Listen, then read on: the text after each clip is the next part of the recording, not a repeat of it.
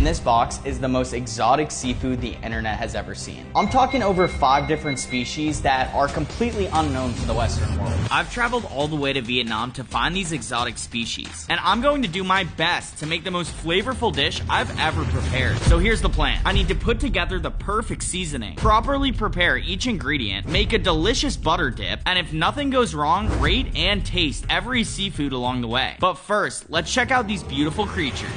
All right, you guys made it to the point where you see the exotic seafood. This box is full of the most exotic seafoods that I could find anywhere in Asia. They're seasonal animals, so you won't be able to find these unless you come at the right time of the year. We have a red prawn right here. As you're looking at it, you notice that it has a very sharp horn on the front of its face. If you get stabbed with this thing, it'll actually go like right through your skin.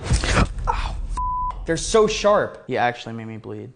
Gotta be careful with these guys. This is the sweetest prawn species out of anyone in the entire ocean. When you're eating them, it's literally like the candy of the sea. Dealing with live seafood can be extremely messy, and for that reason, we're gonna be counting every stain I get on my shirt. This is a tiger crab, and to my knowledge, this is also the sweetest crab species in the world. What makes them really unique is their pattern. They kind of resemble a blue crab in a lot of ways, specifically like the body structure. These guys can easily take a pinky finger off, so you gotta be careful around them. That's why we have them tied, because I don't wanna mess with this thing. If he accidentally gets me, it's gonna be the end of the video very quickly. Now this right here is a zebra crab, one of the most colorful crab species on the planet. It has a blue pattern really resembling a cheetah. It's a super vibrant blue all the way from its legs to its shell to its swimmer and swimmerettes, and I've actually never eaten one of these, so this is gonna be a first time for me too. This is called a slipper lobster. Oh. This lobster species is my all-time favorite. From what I've seen, usually like Eastern crustaceans are a lot sweeter, so I'm hoping that that's the same with this one. Either way, it's very excited to cook it. This is the painted crayfish, okay? It's the most colorful lobster species in the entire world, and you can only find them in the Eastern Hemisphere. I particularly like eating this lobster species as sashimi, but I think boiling it will be very different. Also, they use these things to like protect themselves, so if I'm going at it from the front, it's gonna try to smack me with it. This right here is the hairy crab. It's the world's hairiest crab, and to my knowledge, the only crab that actually has hair. Correct me in the comments if I'm wrong on that. This species is only found in Southeast Asia, and usually when you buy seafood, you buy it by the weight. So as they're weighing them, the only thing I'm thinking about is all this hair is retaining water. So I know I'm buying like at least half an ounce just of pure water, and they're very expensive. This crab was 240 USD. It's honestly one of my favorite animals in the entire world. Looking at the bottom of it, I could tell it's a male, and the male hairy crabs taste different than the female hairy crabs. Their meat is really comparable to a king crab, except it's a lot sweeter, and it has that like red meat pull that king crabs have. So I'm really excited about this guy. At the end of this video, I'll be rating each of these species based off their flavor. The most unique dish takes the crown. But before we get cooking, we've got some prep work to do.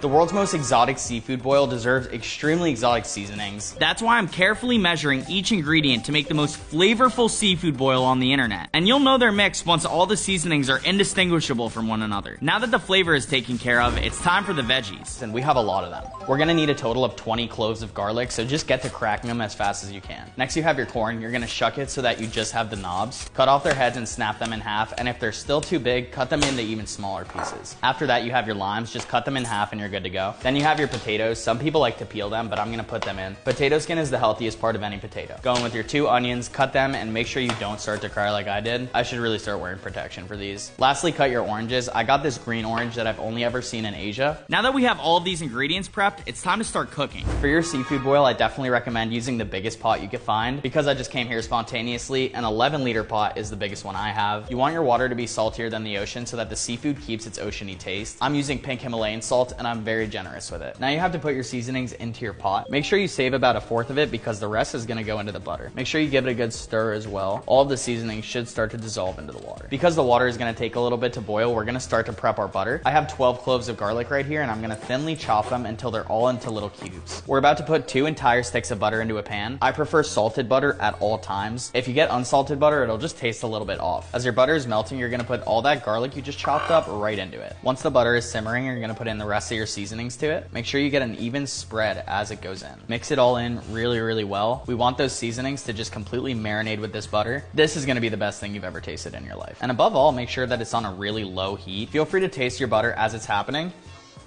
That's insane. If you feel like it's missing something, you could just add any seasonings. It's not too late. Right before your water starts to boil, you're gonna put in all your veggies and fruit except for the corn and potatoes. Now that everything is in there, get a good mix going.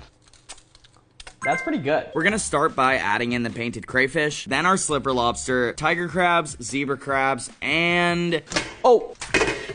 Lastly, we're gonna put in the hairy crab. I broke it down because it's just such a big crab. I'd rather it just be all solidified. I made sure to leave the head because this crab butter is the best part. Make sure you put in all the juices that came out of the seafood. That's gonna give it that really seafoody taste, but not like fishy, just the seafood taste that you want. And looking at this clip, I'm realizing I completely stained my shirt off camera. So here's the count. I also have a bunch of sausages to make it that like Cajun flavor. Make sure the sausages all get in the water. Once it's been boiling for a bit, I'm gonna put a whole stick of butter in. I'll be real, I was supposed to put this in a while ago, but I totally forgot. Put her in on top. Come on. We're also gonna put in the potatoes right now. They take a little bit less time to cook, so that's why we put them in late. After your potatoes have been in there for 10 minutes, you're gonna turn the heat off and put in your corn once the heat is off. Guys, this boil is looking delicious and it's almost time to try it. I've traveled across the world to find these ingredients and I'm hoping they don't disappoint. The moment you guys have been waiting for, it's finally time for the seafood dump. All right, here we go. Ow, I just burned myself. Now that we've cooked up some seriously exotic seafoods, it's time for a taste test. I'll be rating each dish from 1 to 10 based on flavor and shock factor. First up for the taste test, we're gonna do a prawn, because it's so easy. I'm gonna grab a prawn. This is what it looks like after cooked. Oh, it's so hot. Got our seasoned butter on the side, waiting for dip. Dipping it in. Here we go. Wow. It's pretty hard to beat. Now that I've gotten a taste, it's time for my analysis. Tiger prawn are incredibly sweet, and the seasonings added amazing contrast to make it a salty, savory treat. 8.6 out of 10. Now we're gonna try the slipper lobster. This is what it looks like after cooked. So these guys are actually kind of fun to open up. They have an incredibly hard shell. Oh, ow. Okay, we're just gonna go. Wow, it's so hot. Potato to wash it down. Woo! This lobster takes on the flavor of the boil better than most because it's pretty bland on its own. It's a good thing I had the seasoned butter dip to back this up. 7.2 out of 10. Gonna try the painted crayfish. This is what it looks like after cooked. Ow, ow. Oh wow, look at that. Got a nice little piece of that one. Dip in the butter. I have a little something to say about that one. I've always been an undercover hater for the painted crayfish because it's not as savory as the other lobster species. This makes it good for sashimi, but not as good for the boil. 6.9 out of 10. Look at the color that this tiger crab came out. This is what it looks like after cooked. Going in for the filet mignon of the crab meat right now. This is the crab meat, you don't need any butter. Large shell, but that's really good. This crab is a solid contender for the #1 spot. It soaked up the garlic flavor and was extremely tender. 8.6 out of 10. The zebra crab transformed into like a vibrant red. This is what it looks like after cooked. Wow, you can just see that it's burning hot. Wow. This tastes just like a blue crab, which is one of my favorites. Putting this at an 8.4 out of 10. Last up, we've got the hairiest of them all, the hairy crab. Curious about this guy. This is the crab meat right over here. Gonna dip this guy in the butter. The best part about this one is that you don't have to do such an insane amount of work for the meat. Got a nice chunk of flavor very easily. 9.2 out of 10. Now this is all fun and games, right? But which one of them tasted the best? There's only one answer. The hairy crab. Was it not obvious by the rating?